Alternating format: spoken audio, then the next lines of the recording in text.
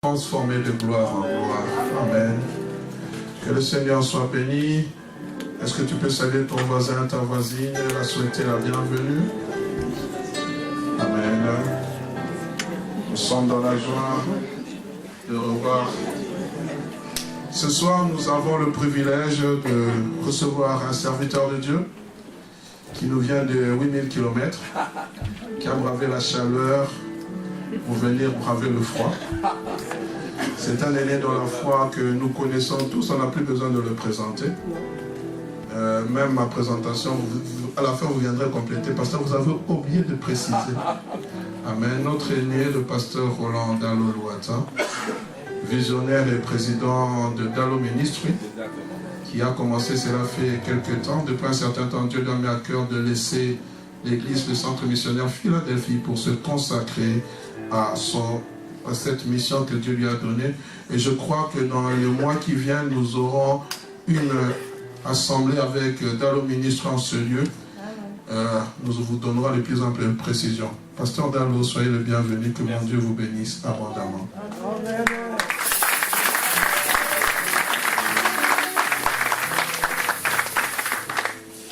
Bonsoir à tout le monde.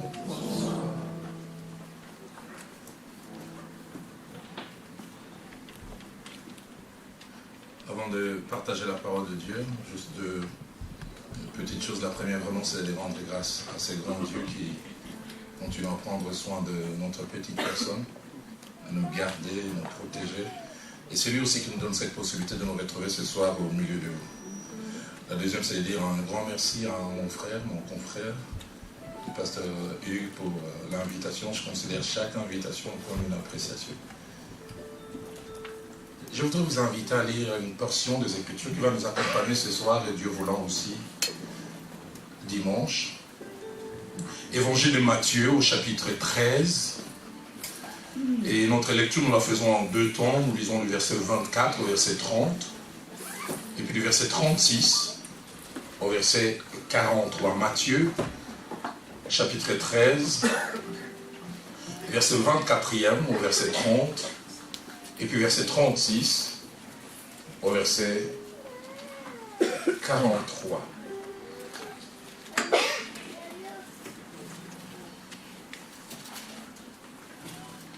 Nous allons faire la lecture. Il leur proposa une autre parabole et il dit: le royaume de Dieu est semblable à un homme qui a sémé une bonne semence dans son champ. Mais pendant que les gens dormaient, son ennemi vint. Soulignez bien, c'est là, son ennemi vint. Séma délivré parmi les blés et s'en alla. Lorsque l'herbe eut poussé et donné du fruit, l'ivré parut aussi. Les serviteurs du maître de la maison vinrent lui dire: Seigneur, n'as-tu pas sémé une bonne semence dans ton champ? D'où vient donc qui a délivré? Il a répondu: c'est un ennemi qui a fait cela. Et les serviteurs lui dirent: veux-tu que nous allions l'arracher? Non, dit-il, de peur qu'en arrachant l'ivraie, vous ne déraciniez en même temps les blés. Laissez croître ensemble l'un et l'autre jusqu'à la moisson. Et à l'époque de la moisson, je dirai au moissonneur: arrachez d'abord l'ivraie et liez-la en gerbe pour la brûler, mais amassez le blé dans mon grenier. Verset 36. Alors il renvoya la foule et entra dans la maison. Ses disciples s'approchèrent de lui et dirent: explique-nous la parabole des livrées du champ. Il répondit: celui qui sème la bonne semence, c'est le Fils de l'homme. Le champ, c'est le monde. La bonne semence, ce sont les fils du royaume. L'ivraie, ce sont les fils du malin. L'ennemi qui l'a sémé, c'est le diable. La moisson, c'est la fin du monde. Les moissonneurs, ce sont les anges. Or, comme on arrache l'ivraie et qu'on la jette au feu, il en sera de même à la fin du monde. Le Fils de l'homme enverra ses anges qui arracheront de ce royaume tous les scandales et ceux qui commettent l'iniquité. Ils les jetteront dans la fournaise ardente où il y a des pleurs et des grincements des dents. Alors le juste resplendiront comme les soleils dans le royaume de leur Père. Que celui qui a des oreilles pour entendre, entende. Amen. Alors comme je le disais, je vais aborder ce texte non seulement ce soir, mais dimanche aussi. Et les thèmes que je vais aborder, c'est 2 leçons que la parabole du blé et des livrets nous enseigne. 2 leçons que la parabole du blé et des livrets nous enseigne. Il est possible qu'il y ait plusieurs leçons contenues dans cette merveilleuse parabole, mais nous allons faire ressortir 2 seulement, une aujourd'hui et l'autre dimanche. Mais puisqu'il est question des paraboles, j'ai jugé important au début de nous donner en aperçu de manière ramassée, si vous pouvez me permettre, quelques informations importantes attachées aux paraboles. J'en ai 8 en général et puis 2 que je donnerai en rapport avec cette parabole. Les 8 informations en général en rapport avec les paraboles, c'est que le mot parabole vient d'un mot grec qui cache 3 significations. La première signification des paraboles veut dire mettre côte à côte. Mettre côte à côte. La deuxième signification du mot parabole, c'est juste à poser. Mettre au-dessus d'une autre chose. Mais la troisième signification du mot parabole en grec, c'est comparer. Comparaison. Et les paraboles étaient en général une méthode d'enseignement qui consistait à partir d'images, de symboles ou des faits de la vie de chaque jour, avec un but et finalité expliquer des vérités spirituelles élevées. C'est-à-dire le but, c'est de partager les vérités spirituelles très élevées, non pas des faits de la vie de chaque jour, un peu comme les fables de La Fontaine, qui cachent en général des grandes leçons, mais non pas un peu des histoires de la vie de chaque jour. Dans Luc au chapitre 13, au verset 8, alors que Jésus-Christ est en face avec un certain nombre de gens, il veut leur expliquer c'est quoi le royaume de Dieu. Il dit, à quoi comparerai-je le royaume de Dieu? En fait, le but c'est de parler du royaume de Dieu. Mais il dit, qu'est-ce que je peux prendre comme image pour leur faire comprendre c'est quoi le royaume de Dieu? Deuxième information, c'est que la Bible contient en général 45 paraboles. 45. Il y en a 5 dans l'Ancien Testament et 40 dans le Nouveau Testament. 45 paraboles. Troisième information, dans les 40 paraboles que nous trouvons dans le Nouveau Testament, il y en a 5 que l'on retrouve dans les 3 évangiles, Marc, Matthieu et Luc. 5 que l'on retrouve dans ces 3 évangiles. Il y en a 9 que l'on retrouve simplement dans Matthieu et dans Luc. Il y a un seul qu'on retrouve seulement chez Marc. C'est la parabole qui est dans Marc chapitre 4, versets 26 à 29. C'est la parabole du grain qui pousse tout seul. On le retrouve seulement chez Marc. Il y a 10 paraboles que l'on retrouve chez Matthieu seul. Et puis il y en a 15 chez Luc. Du reste, Luc est l'évangéliste qui fait plus mention des paraboles. Et de manière étrange, Jean est le seul évangéliste qui ne fait pas mention des paraboles. Pourquoi? On ne sait pas très bien.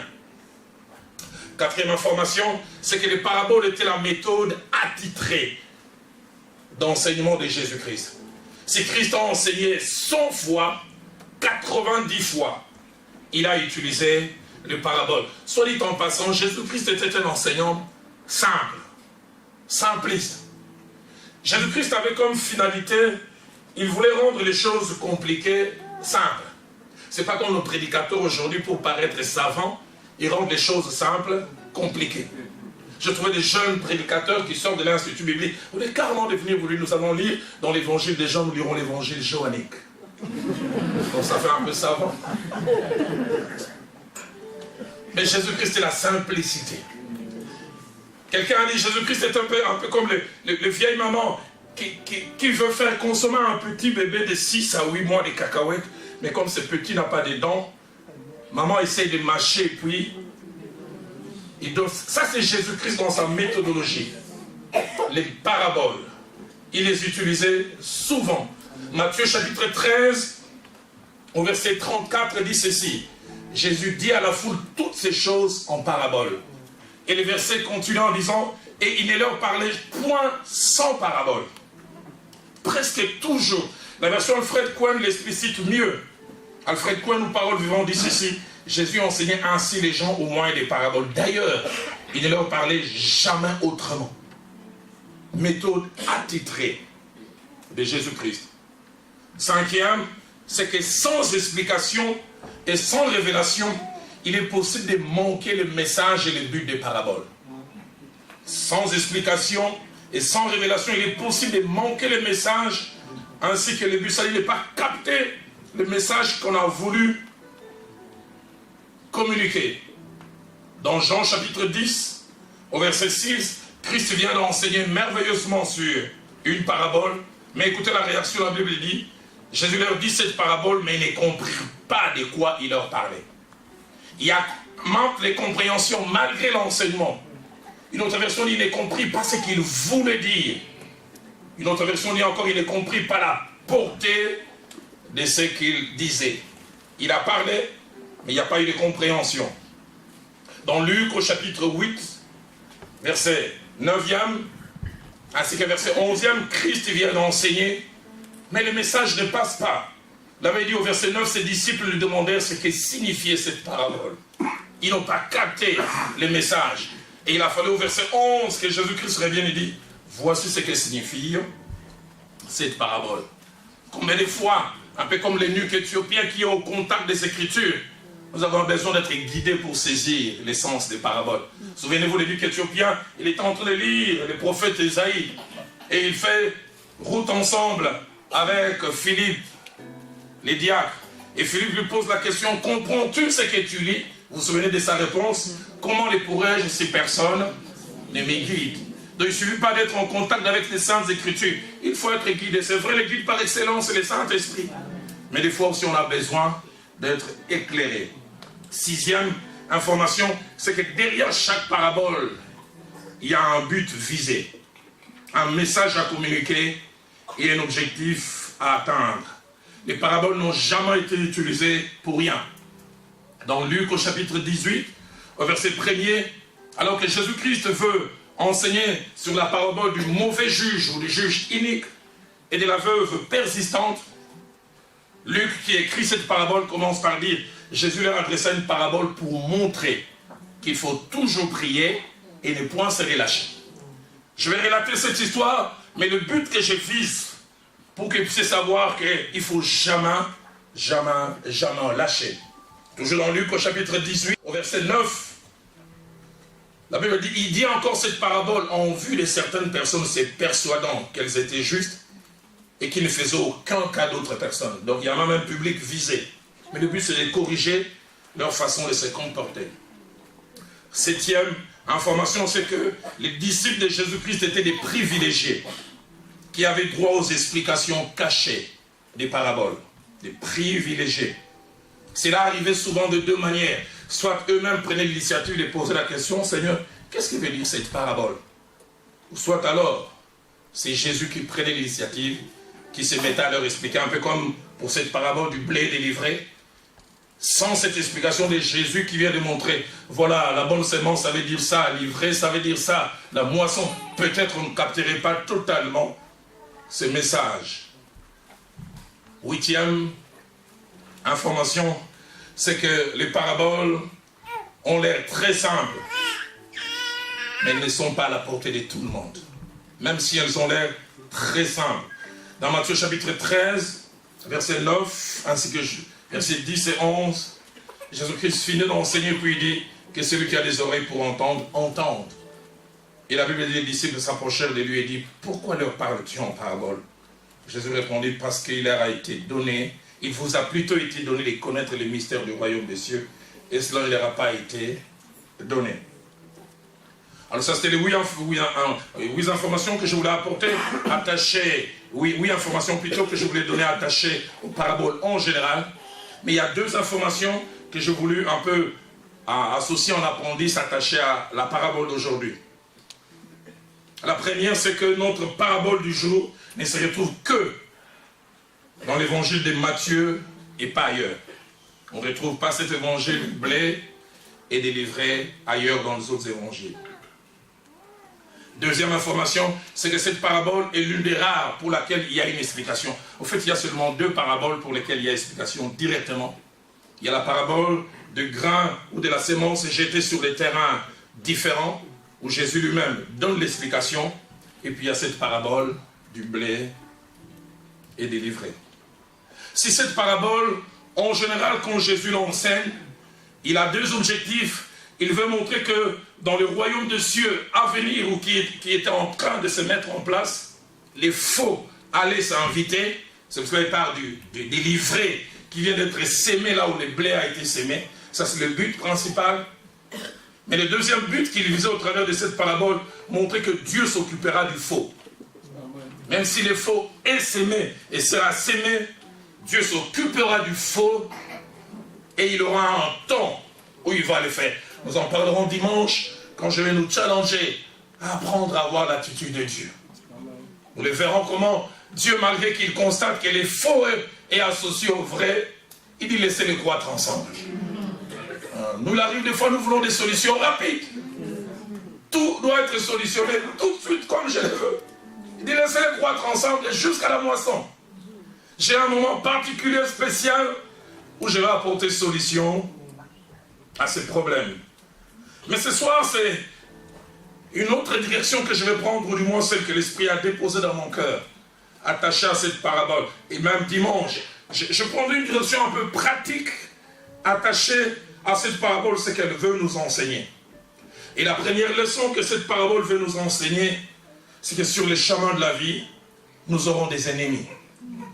Sur le chemin de la vie, nous aurons des ennemis.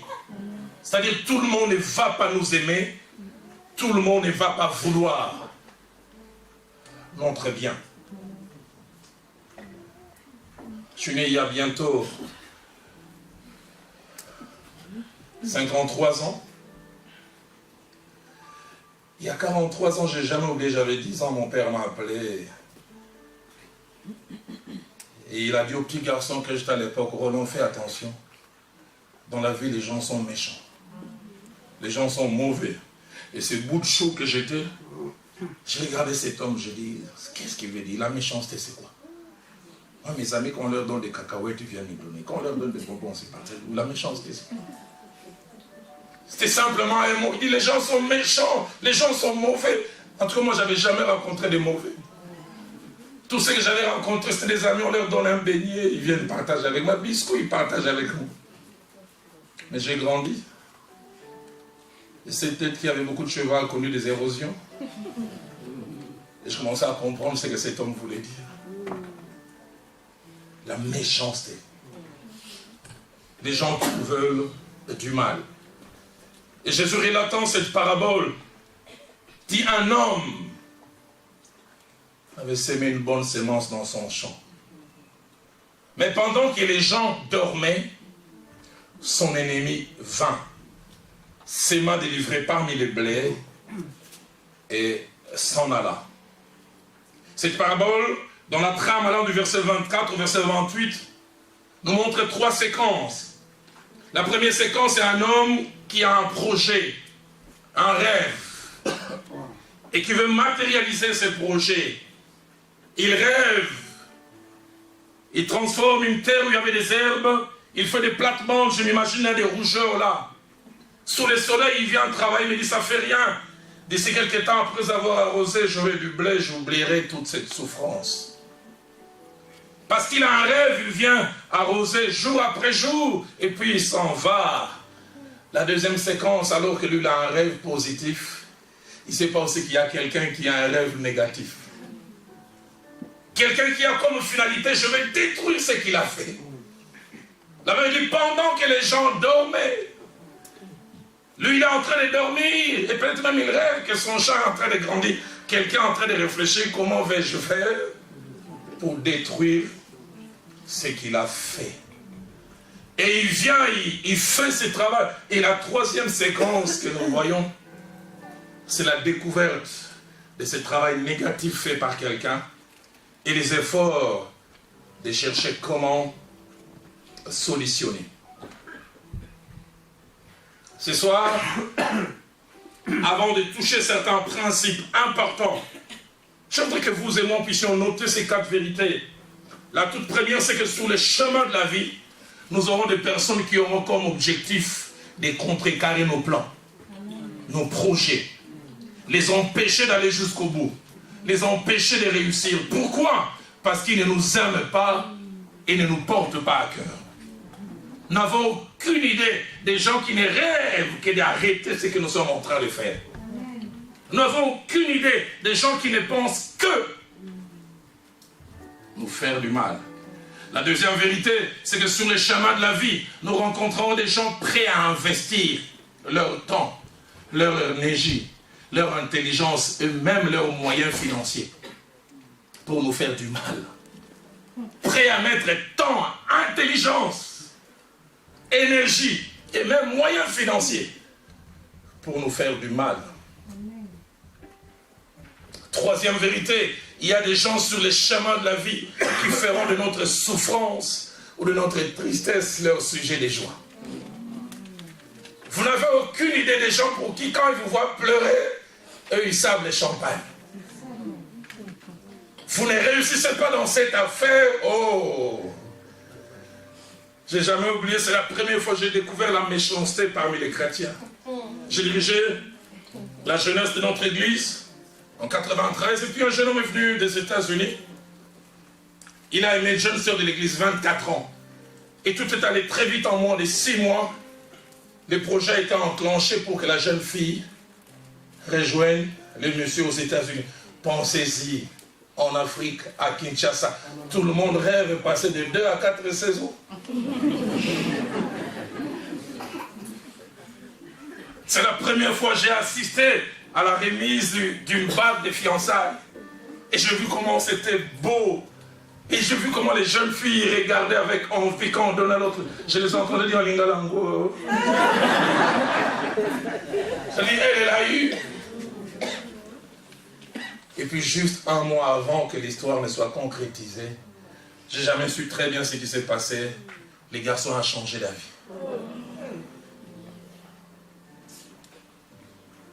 J'oublie pas ces jours-là quand on a annoncé. J'ai vu 2 jeunes filles qui l'ont pensé, tout le monde savait qu'elles étaient amies à l'autre. J'ai entendu l'une réagir. J'essaie de traduire en lingala, puis je reviendrai en français. Et l'autre a dit à son ami, Nzambalalaka.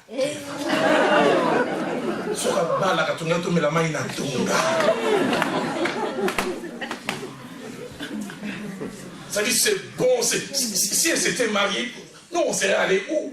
Bon, les Maïnatonga, là, c'est en français.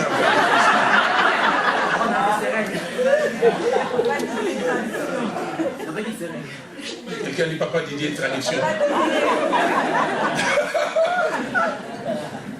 Après le message, il viendra traduire. C'est-à-dire, nous, on a étudié dans les écoles compliquées. À Athénée de l'Ozone, lui, ils ont étudié dans les bonnes écoles.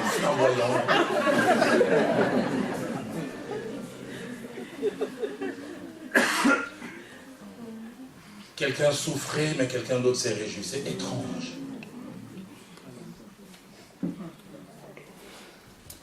Et le plus triste, c'est quand ça se voit même dans la maison de Dieu. Quatrième vérité, c'est que sur le chemin de la vie, vous découvrirez 2 types de personnes attachées au mal. Vous retrouverez celles qui ne vous feront pas du mal, mais qui se réjouiront quand ça vous arrive. Est-ce que je me fais comprendre? Ces personnes ne vont rien faire. Pas d'acteurs actifs. Mais quand ça vous arrive, ils se réjouissent. Mais deuxièmement, vous retrouverez ceux qui sont prêts aussi à agir eux-mêmes. Ils ne se limitent pas à souhaiter que le mal vous arrive. Ils y participent. Et Jésus-Christ, en enseignant, il parle d'un homme qui pense à faire de bonnes choses, mais il parle aussi d'un autre. Et le plus étrange, et j'aimerais faire ressortir ces choses, Jésus nomme cet acteur négatif. Il appelle ennemi. Quand on découvre, il dit, un ennemi a fait cela. Il appelle ennemi. Le mot ennemi, ici utilisé, dans sa racine en grec, veut dire 4 choses. Veut dire, celui qui ne nous aime pas. J'aimerais te dire, il y a des gens qui ne t'aiment pas. Deuxièmement, ce mot veut dire celui qui nous veut du mal. Et troisièmement, ça veut dire celui qui veut nous nuire et même prêt à nous détruire. Prêt à nous nuire et à nous détruire. Et quatrièmement, celui qui est prêt à tout pour nous voir souffrir. Et Jésus le nomme ennemi. Mais deuxième chose, il ne s'arrête pas là. Il ne dit pas un ennemi, il associe cet ennemi à nous. Il dit pendant qu'il dormait, il dit son ennemi. Aide-moi à dire à ton voisin, tu as des ennemis. Et viens vers lui, tu dis surtout toi, tu en as beaucoup. Jésus ne dit pas un ennemi, il dit son ennemi. Possessif. Cet ennemi est attaché à toi. Son but, c'est ton mal, ta souffrance. Et la troisième chose que ce texte fait ressentir, c'est le timing de l'action. Le timing de cette action mauvaise. Bizarre, il ne fait pas ça la journée. Il annonce même pas comme la méthode. Demain, je vais venir à 20h. Et je vais détruire pendant que les gens dormaient. Il veut passer inaperçu. Il veut simplement venir déposer le mal et que les gens pensent que tout est normal pendant que les gens dormaient. Et quatrième chose, c'est l'utilisation de l'intelligence au service du mal. C'est un méchant intelligent. Quand on était petit, on suivait un film, je ne sais pas si c'est des gens de ma génération un peu, qui était intitulé 11 pour une coupe. Il y avait un monsieur qui s'appelait l'infâme Fielloc, qui disait il est diaboliquement génial. Donc il est génie, mais dans le mal, l'infâme Fielloc. Un être bizarre. Lui réfléchit, mais dans le mal. Et c'est un peu ce personnage, cet ennemi. Deux choses montrent son intelligence au service du mal. Premièrement, le choix du grain qu'il choisit. Il ne choisit pas n'importe quoi, il choisit l'ivraie. Ceux qui ont fait des études en agronomie disent dans les 3/4 du temps de croissance de l'ivraie, l'ivraie est difficile à distinguer du blé. Donc au départ, quand ça commence à croître, on a tendance à croire que c'est les blés. Mauvais mais réfléchi. Les gens de chez moi, ils diront un bouliste.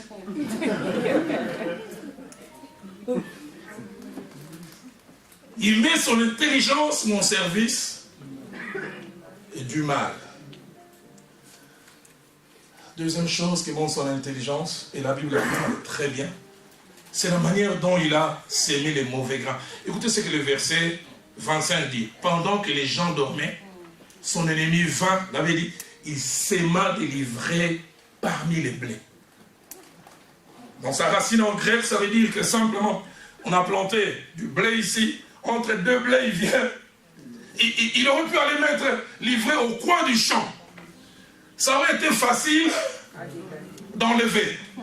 Il vient compliquer la situation. Il dit, je vais créer un problème, mais un problème difficile. Nous en parlerons dimanche. La preuve, finalement, quand on veut apporter la solution, quelqu'un dit, est-ce qu'on peut arracher? De peur qu'en arrachant les blés, plutôt en arrachant l'ivraie, on touche aussi. C'est-à-dire, les mauvais là, il était réfléchi. Il veut créer un problème difficile à résoudre. Entre deux blés, il place l'ivraie. Et ces genres de mauvaises personnes, nous les rencontrons et nous les rencontrerons encore. Ce soir, avant que nous puissions prendre un petit moment dans la prière, je voudrais partager quelques principes attachés à l'inimitié, au fait d'avoir des amis. Le premier principe, c'est que sur le chemin de la vie, nous aurons deux types d'ennemis. Nous aurons des ennemis connus et des ennemis inconnus. Les ennemis connus sont des ennemis qui font la publicité sur l'inimitié. Ils te disent, toi, je t'aime pas. Et tu le sais, tu sais même prendre des précautions. Mais les ennemis les plus difficiles, les ennemis cachés, qui ne nous aiment pas, mais qui ont ça dans le cœur, qui en venant saluer ma soeur l'appelle ma copa. Mais dans le cœur, elle haïsse. Caché. Qu'il est difficile de gérer les ennemis cachés. Mais je prie comme un prophète que la saison dans ta vie où les ennemis cachés resteront cachés est finie.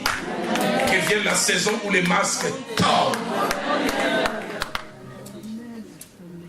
Genèse chapitre 4, verset 5 à 8. Caïn est devenu ennemi d'Abel. Mais Abel ne le sait pas. Quand ils ont offert, Dieu a accepté l'offrande d'Abel. Il a refusé l'offrande de Caïn. Et Caïn vient inviter Abel. Abel, allons au champ.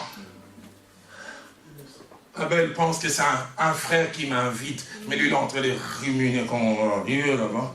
Je vais le cogner. Combien de fois nous partageons les chemins avec des gens faux, des porteurs de masques, des gens avec qui nous sommes vrais, mais qui sont faux avec F majuscule.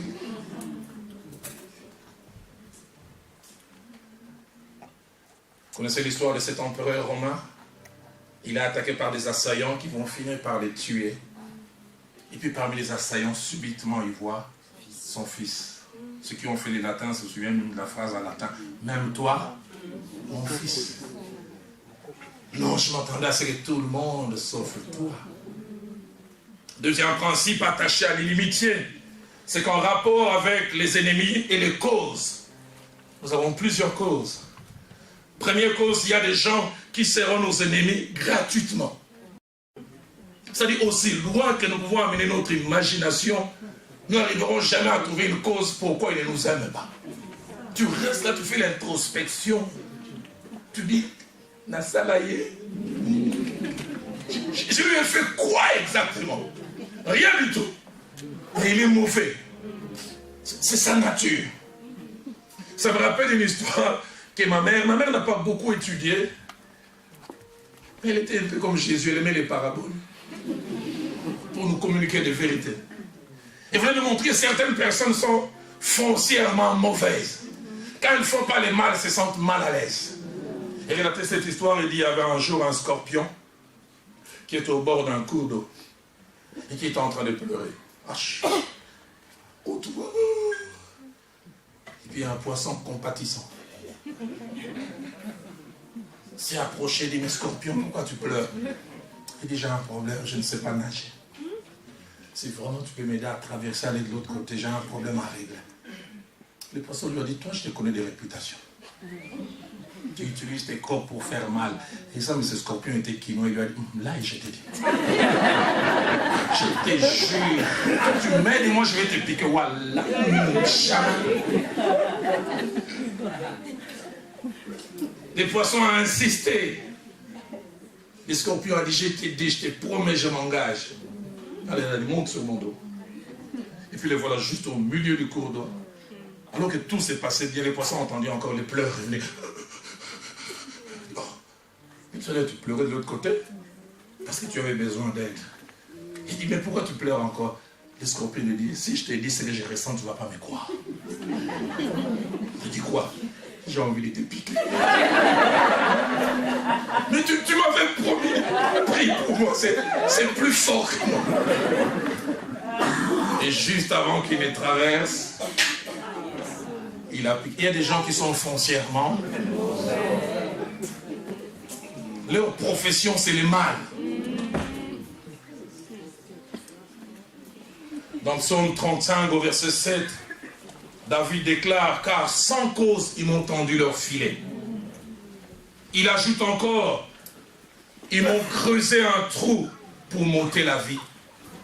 Psaume 109, au verset 3, David ajoute, ils m'environnent d'un discours haineux et ils me font la guerre sans cause. Deuxième, toujours attaché aux causes, il y a des gens qui seront nos ennemis pour des raisons que eux seuls connaissent. Nous ne connaissons pas, eux savent. Des raisons qui n'existent que dans leur imagination. Ce que vous faites les dérange. Ils sont jaloux de vous. Ils auraient voulu avoir ce que vous avez.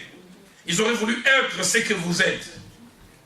David vient de sauver toute une nation, mais de sauver aussi la royauté de Saül. Et les deux rentrent naïvement au pays. Les deux découvrent cette chorale que David n'a ni monté ni recruté des gens. Il découvre même un chant que ni David ni Saül n'ont composé. Saül a tué ses 1000 et David a tué ses 10 000. Écoutez ce que ma Bible dit dans Samuel 18, versets 8 à 9. Saül fut très irrité et cela lui déplut. Et Saül regarda d'un mauvais œil David à partir de ces jours et dans la suite. Qu'est-ce que David a fait? Et c'est moi qui ai composé les chants. Et il ajoute, il ne lui manque plus que la royauté. Il est tellement mauvais qu'il voit déjà très loin. Et ça commence par les chants. Puis on va m'arracher ce que j'ai. Vous serez étonné des gens qui ne vous aiment pas pour les raisons qu'il y a dans leur tête.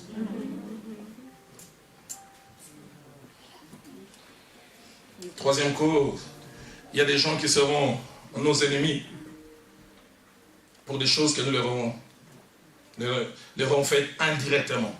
Sur cela, faisons aussi attention. Il arrive des fois, c'est nous-mêmes qui fabriquons des ennemis.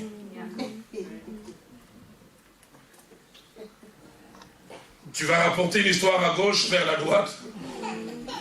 Tu vas critiquer quelqu'un. Et puis voilà, subitement, cette personne qui était autrefois gentille change radicalement.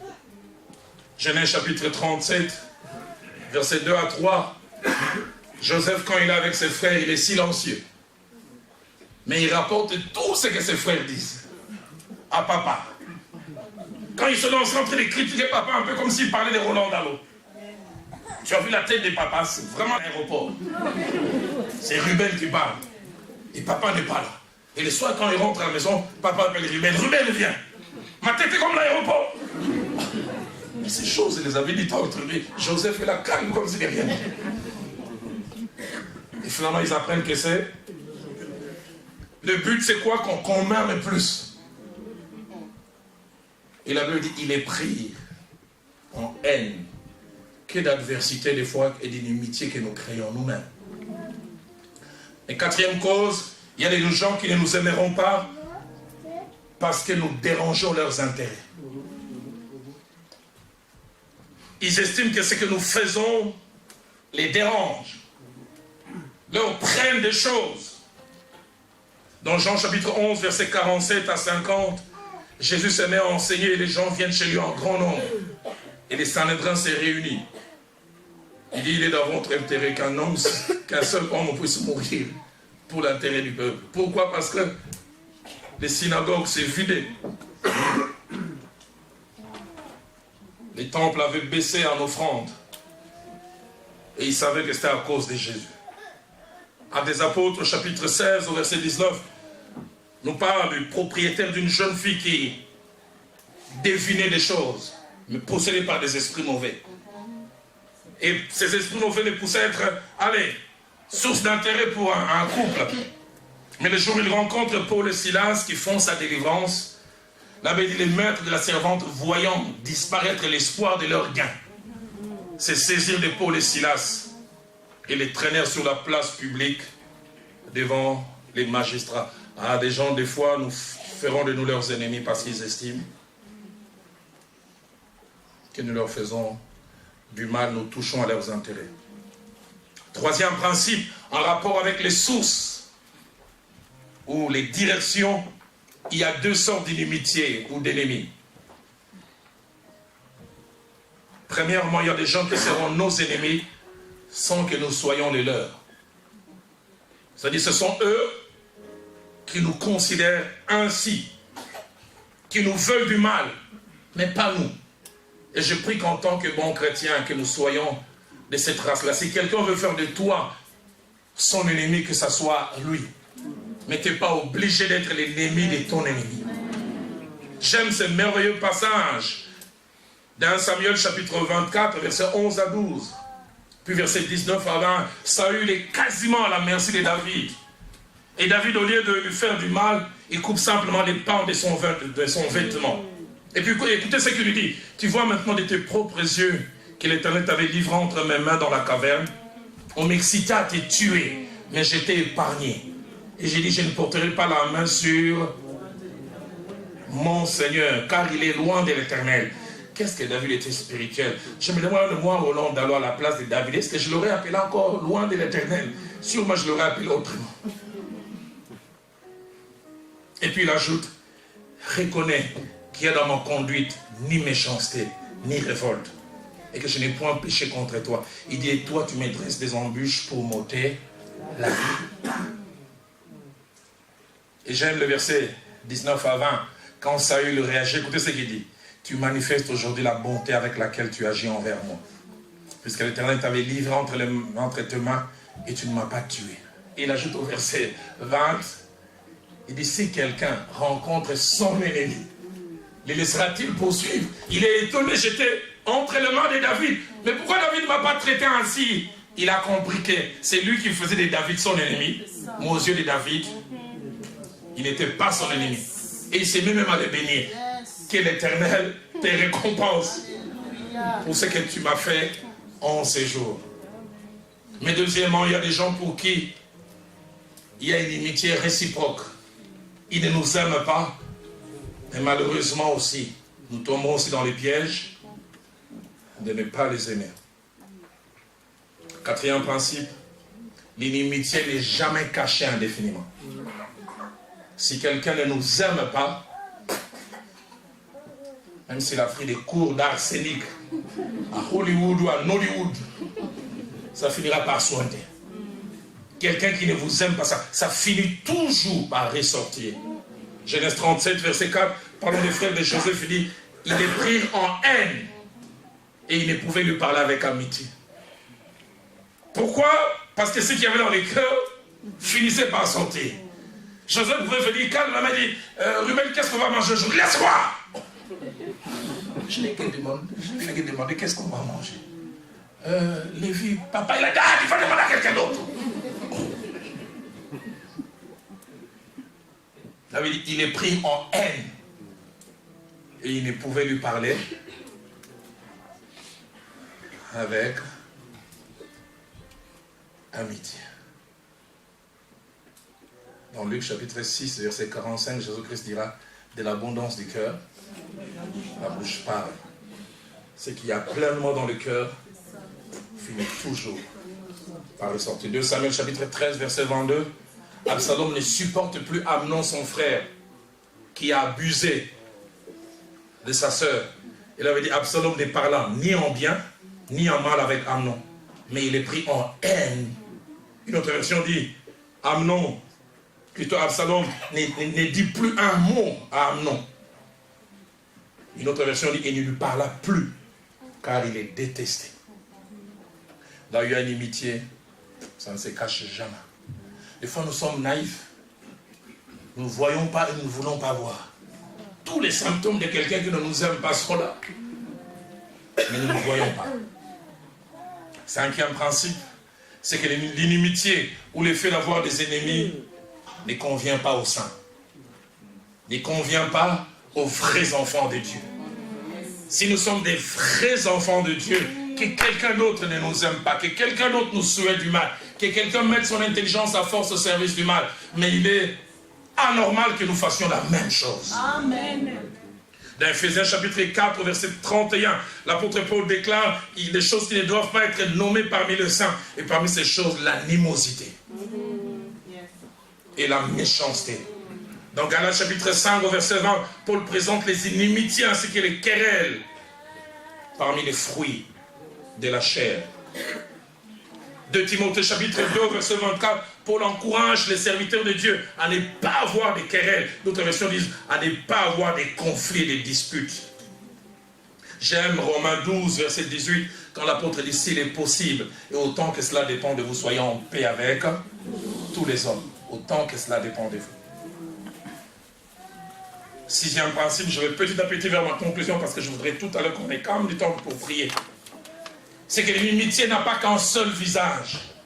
L'inimitié n'est pas que physique ou naturelle. L'inimitié peut des fois être spirituelle. Vous pouvez avoir des ennemis, mais qui utilisent des moyens spirituels pour nous faire du mal. Peuvent ressentir des choses physiques, émotionnelles, mais ils utilisent des moyens spirituels. Dans Samuel chapitre 17 au verset 43, alors que Goliath veut affronter David, avant qu'il y ait les combats physiques, il avait dit il est maudit par ses dieux. Adversité, mais spirituelle.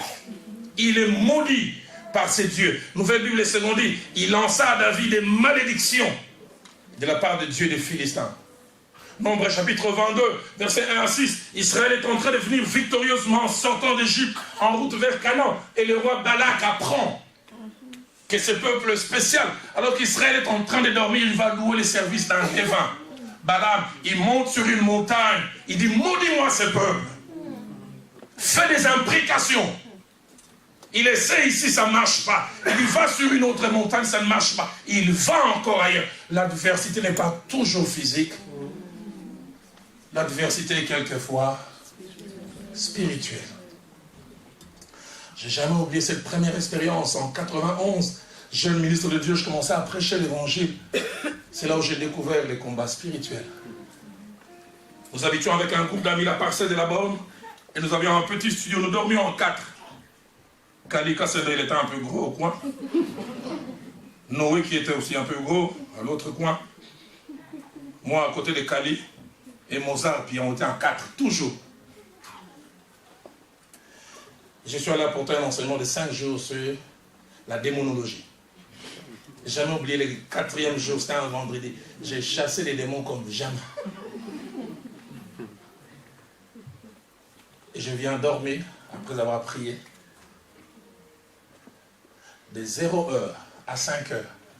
Je me battais avec une main qui rentrait par la fenêtre, qui venait m'étendre. Quand je disais au nom de Jésus, ça rentrait. Je voulais dormir, ça revenait. Et ce qui est bizarre, les 3 autres ronflaient. Alors moi j'ai dit à ces démons, tu ne le vois pas. Et j'avais compris son problème, c'est moi qui suis allé creuser. Les autres dormaient paisiblement. L'adversité est quelquefois spirituelle. Mais j'aimerais dire, à adversité spirituelle, réplique aussi spirituelle. Il arrive quelquefois l'adversité spirituelle, nous utilisons des moyens physiques. David dit, nous n'avons pas à combattre contre la chair et le sang, mais contre les principautés, contre les puissances de domination. Apprends à utiliser les armes spirituelles. Et ces armes sont fantastiques. Elles ne ratent jamais leur cible. 7e principe, face à l'adversité ou à l'inimitié, nous avons 3 cas de figure en termes de capacité de résistance et de réplique. Premier cas de figure, nous avons plus de force que nos ennemis. Ça, c'est le cas le plus facile. Deuxième cas de figure, nous avons les mêmes forces, la même quantité. Donc ça devient équilibré. Le troisième cas de figure le plus difficile, c'est quand nos ennemis sont plus armés que nous. Mais ce qui est merveilleux avec nous en tant qu'enfants de Dieu, nous pouvons nous appuyer sur quelqu'un. J'aime comme Josaphat qui dit, nous ne savons que faire devant cette multitude nombreuse. Mais il ne s'arrête pas là, il dit, mais nos yeux sont fixés sur toi. Combien de fois sur les chemins de la vie ne me suis-je pas retrouvé avec des adversaires, des ennemis qui étaient plus armés que moi? Et c'est durant ce moment aussi que j'ai vérifié que j'avais un Dieu. J'aimerais dire à quelqu'un, quelle que soit la capacité de détruire de tes ennemis, attache-toi à Dieu. Amen. Psaume 18 au verset 18e, David déclare, il me délivra de mon adversaire puissant, de mes ennemis qui étaient plus forts que moi. Il n'y a que Dieu qui peut les faire. Il y a des choses que Dieu fera pour que tu reconnaisses ça, c'est Dieu qui a eu à faire. Sans lui, je n'aurais pas pu sortir de cette situation. Psaume 142, verset 7, David ajoute, sois attentif à mes cris, car je suis malheureux. Il dit, délivre-moi de mes ennemis qui me poursuivent, car ils sont plus forts que moi. Combien de fois nous ne réalisons pas cela? Nous ne boxons pas dans la même catégorie. Tu as l'impression d'être un poids léger qui combat avec un poids lourd. Mais tu as un Dieu fort, un Dieu puissant. Tu pourras dire avec les psalmistes, avec Dieu, nous ferons des espoirs. Tu pourras dire comme nos amis ivoiriens, vous connaissez cette histoire des Ivoiriens. Les Ivoiriens relatent cette histoire qu'un grand éléphant était en train de passer sur un pont, puis le pont s'est mis à bouger. La fourmi qui était au-dessus des trous. Tu as vu comment toi et moi on a secoué ces ponts? Nous sommes des petites fourmis sur les grands Jésus. Et nous secouons tout ce qui est sur notre passage. 8e principe, avant que je touche les 2 dernières, c'est que face à l'inimitié et l'adversité, Dieu n'a pas à tout faire. Il arrive des fois en tant qu'enfant de Dieu, nous confions à Dieu tout. Mais des fois, Dieu nous laissera faire notre part. Et la part des fois, quand on nous révèle les ennemis, c'est de devenir prudent. Amen. Prudence. Je suis étonnant en lisant la parole de Dieu, où la plupart des fois, les serpents est pris comme un mauvais exemple. Mais Jésus a pris un jour le serpent comme on dit, soyez prudents comme les serpents. Les serpents ne se promènent jamais n'importe comment. Ils montent d'abord, regardez, tout va bien, puis ils continuent. Prudence. Matthieu 10, verset 16. Mais j'aime surtout ces passages. La première fois que je l'ai découvert en tant que nouveau converti, j'étais choqué. Adam, je l'ai lu, je dis, mais Dieu, tu m'as déçu dans ma première Bible en 85. Matthieu 2, 13. Jésus vient de naître.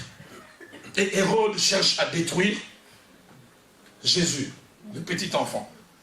Et Dieu apparaît en songe à Joseph. Écoutez les conseils. Prends le petit enfant et fouille. Oh, comment Dieu peut proposer la fouille? Et Dieu est tout puissant. Non, moi je suis enfant de Dieu, j'ai rien. Ok, reste. Dieu dit fouille jusqu'à ce qu'il meure. J'insiste, devant l'inimitié, Dieu ne fera pas tout. Il y a des choses que nous sommes appelés à faire. Avant-dernière chose, avant que je ne puisse conclure, c'est que l'alliance et l'attachement à Dieu sont des boucliers contre toute forme d'adversité. Tu n'as pas à aller t'entraîner, tu n'as pas à aller rentrer dans quelque loge. Si tu t'attaches à Dieu, quels que soient les degrés d'adversité, Dieu te protégera. Les tout, c'est d'être attaché à Dieu. Les tout, c'est d'avoir une alliance vraie. Quand tu as une alliance vraie avec Dieu, tu pourras dire comme les psalmistes dans Psaume 54, verset 9, mes yeux se réjouissent à la vue de mes ennemis. Parce que je sais déjà comment ça va finir. J'aime le psaume 34, verset 8, quand le psalmiste dit, l'ange de l'Éternel campe autour de ceux qui les craignent et les délivre de tout danger.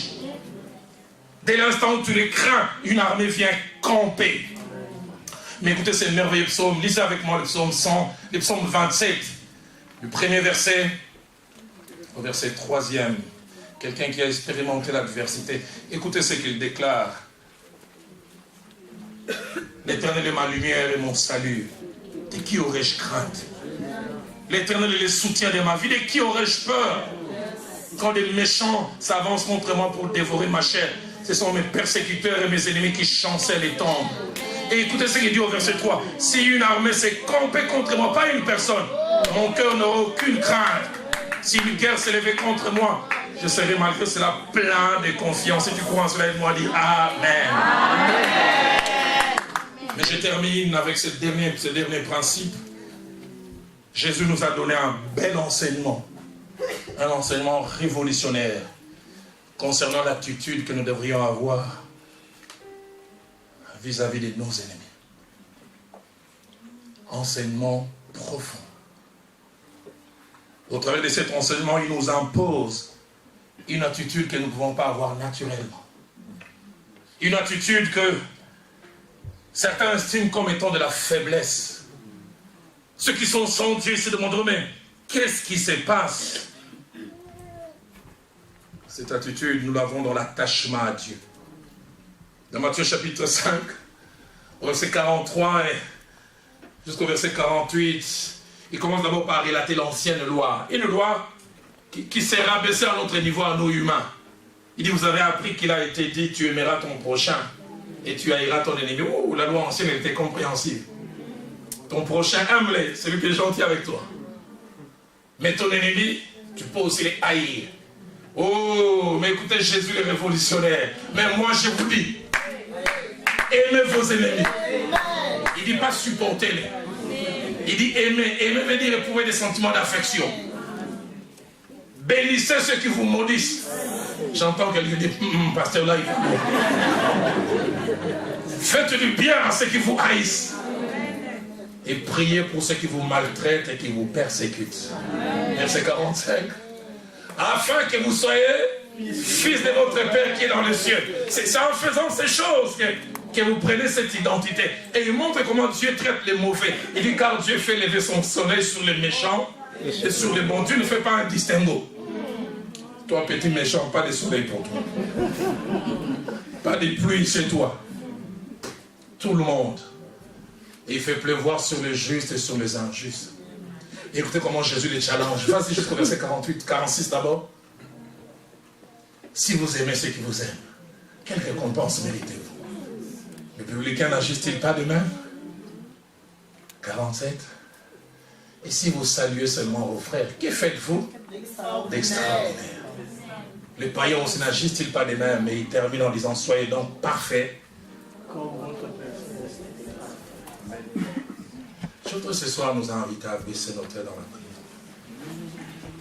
Il y a ces cantiques d'autrefois qui viennent dans mon cœur. Je ne sais pas si les amis de la chorale pourront m'aider à les chanter. Oh Seigneur, tu vois mes ennemis et tous ceux qui se lèvent contre moi. Il y a ceux qui disent de moi. Plus de salut pour lui en Dieu. Mais toi mon roi, toi mon bouclier. Tu es ma gloire, tu es ma gloire, tu relèves ma tête. Oh, mais toi mon roi, toi mon bouclier. Tu es ma gloire, tu relèves ma tête. Mais toi mon roi, toi mon bouclier. Tu es ma gloire, je voudrais qu'on les refraine encore. Oh Seigneur, tu vois mes ennemis. Oh Seigneur, tu vois mes ennemis. Et tous ceux qui se lèvent contre moi. Il y a ceux qui disent de moi. Plus le salut pour lui en Dieu. Oh, mais toi mon roi, toi mon bouclier. Tu es ma gloire, tu relèves ma tête. Mais toi mon roi, toi mon bouclier. Oh, tu es ma gloire, est-ce que tu peux chanter avec moi que Dieu s'élève? Que Dieu s'élève. Que Dieu s'élève. Que Dieu s'élève. Que Dieu s'élève.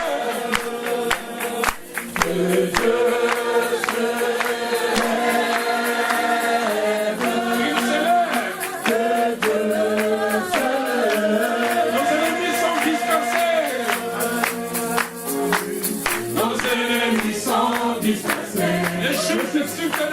les justes exultent de joie. Ils se réjouissent avec toi. Dieu a triomphé puissamment. Que Dieu se lève. Que Dieu se lève. Que Dieu se lève. Que Dieu se lève. Chante avec conviction que Dieu se lève.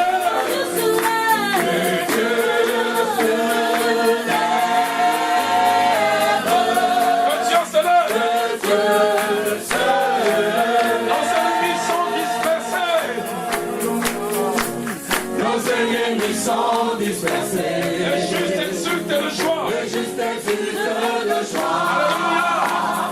Ils se réjouissent avec toi. Dieu a triomphé puissamment. Que Dieu se lève. Que Dieu se lève. Que Dieu se lève.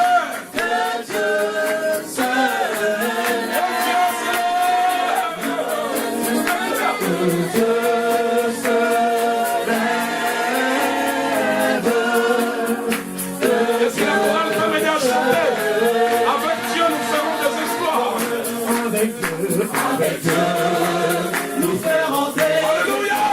Car celui, alléluia, ce qui écrase les chantons et crions la victoire. Christ est roi. Car Dieu a gagné le combat et libéré son peuple. Alléluia. Sa parole a vaincu les. Nous combattons pas pour la victoire. Nous combattons à la victoire. Avec Dieu, nous ferons des exploits. Oh, celui écrase l'ennemi, chantons et crions la victoire. Christ est roi, car Dieu a gagné le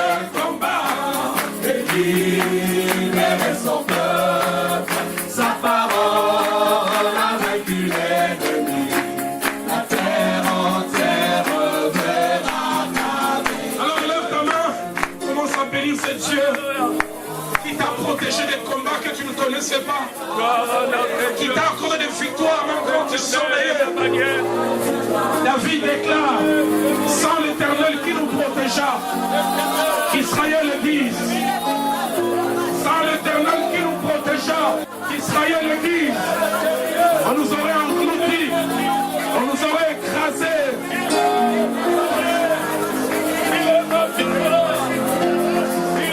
Béni c'est Dieu qui t'a protégé, qui a été à tes côtés.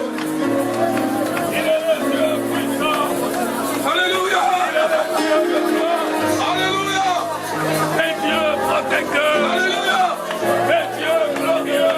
Alléluia. Et Dieu puissant. Alléluia.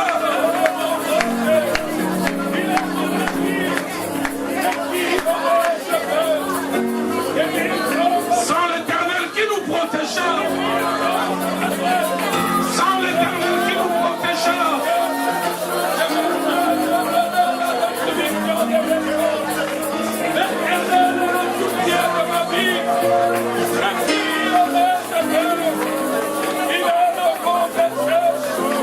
Combien de fois les gens ont dit c'en est fini de toi? Combien de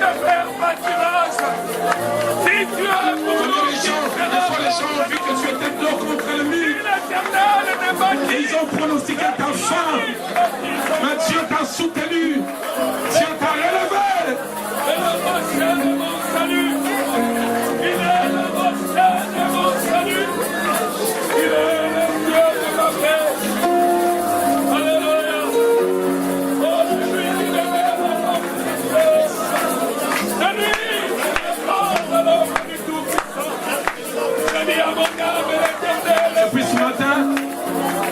Depuis ce matin, je me suis réveillé avec ces cantiques. Je les chantais en pleurant seul dans la chambre. J'étais dans les thalys et j'étais comme un fou. Je me suis mis à chanter. Mon voisin a dû même me rappeler à l'autre. Et je pleurais. C'est un chant lingala, ceux qui ne le connaissent pas, les chants veulent simplement dire si ce n'était pas Dieu, Sokiote. Sokiote. Si ce n'était pas Dieu, je serais détruit. Si ce n'était pas Dieu, je serais écrasé. Si ce n'était pas Dieu, je serais réduit à néant. Sokiote, Masiyanenga yoyo. Asinabe. Sokiote, Sokiote.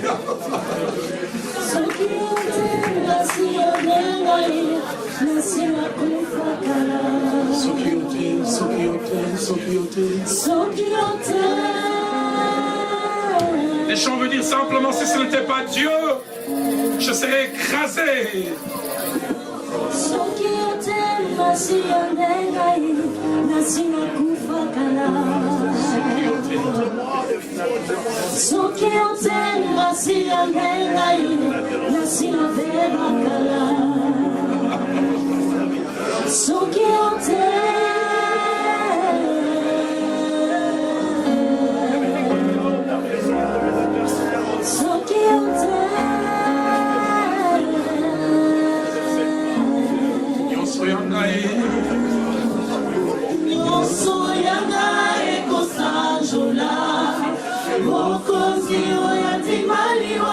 Tout en moi t'aimes Seigneur t'exalter.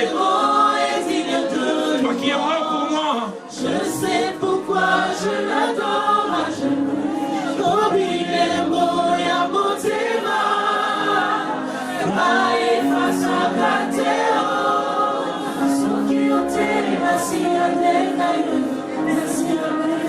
J'aime cette parole de Jacob. Alors que Jacob est en train de fuir Laban, son beau-père, il prononce cette phrase que je prononçais ce matin vers 5h45. Il dit 10 fois tu as changé mon salaire. Il dit tu me faisais payer des animaux que je n'avais pas perdus. Mais j'aime ce qu'il ajoute. Si je n'avais pas eu pour moi les dieux de mon père. Si je n'avais pas eu pour moi les dieux de mon père, tu m'aurais renvoyé à vide. Combien de fois sans Dieu les gens nous auront écrasés? Combien de fois sans Dieu nous serions réduits à néant? À néant. À néant. Y a-t-il quelqu'un ce soir qui veut célébrer le Dieu qu'il a soutenu, gardé dans l'adversité?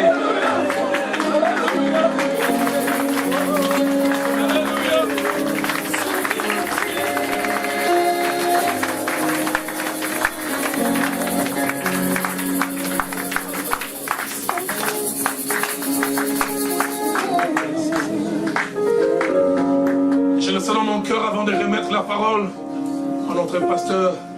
Lève tes deux mains, commence comme un prophète à déclarer. Il n'y aura aucune adversité victorieuse sur moi. Pour l'a dit, si Dieu pour nous, qui sera contre nous? J'aime quand David déclare, je reconnaîtrai que tu m'aimes si mes ennemis ne triomphent pas de moi. Quand tu as semé ton blé, et il y a quelqu'un qui est venu avec l'idée de s'aimer livré, mais tu as un Dieu.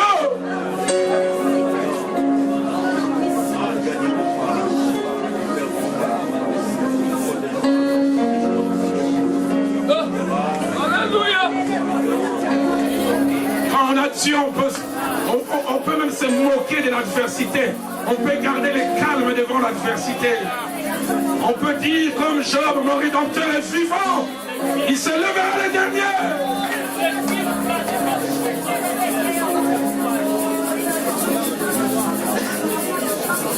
Je ne sais pas quelle adversité tu connais. Je sens dans mon cœur ces cantiques qui montent.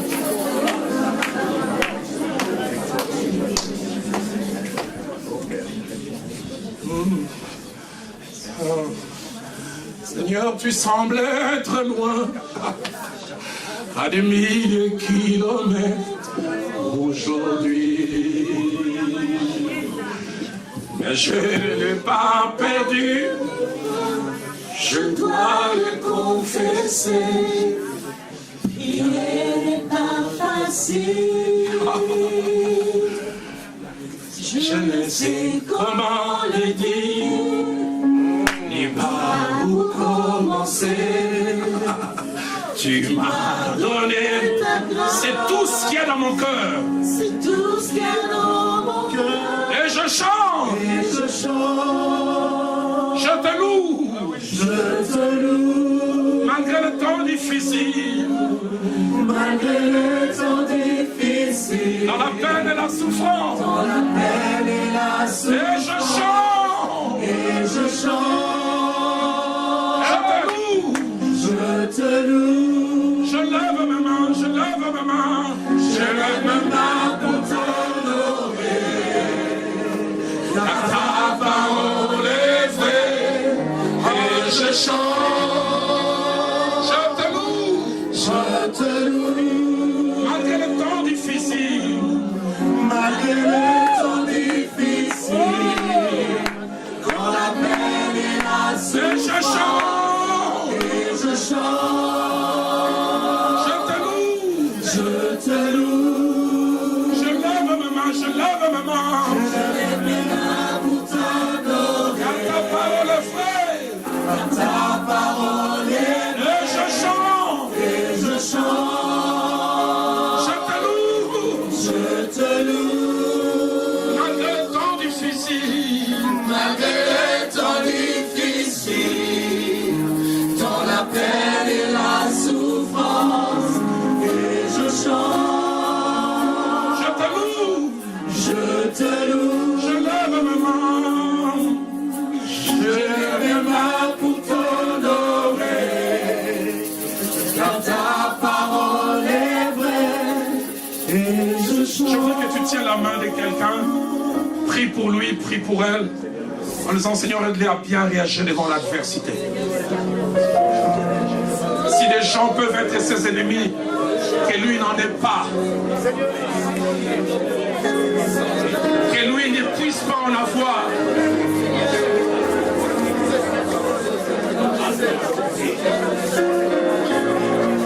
Et ça, je dis, garde ton corps plus que tout.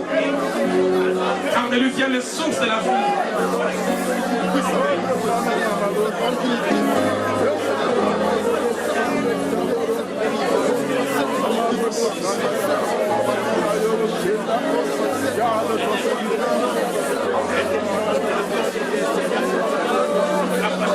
Merci mon Dieu.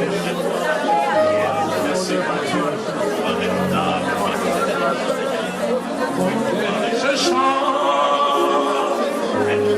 je te loue, malgré le temps difficile. Malgré le temps difficile, dans la peine et la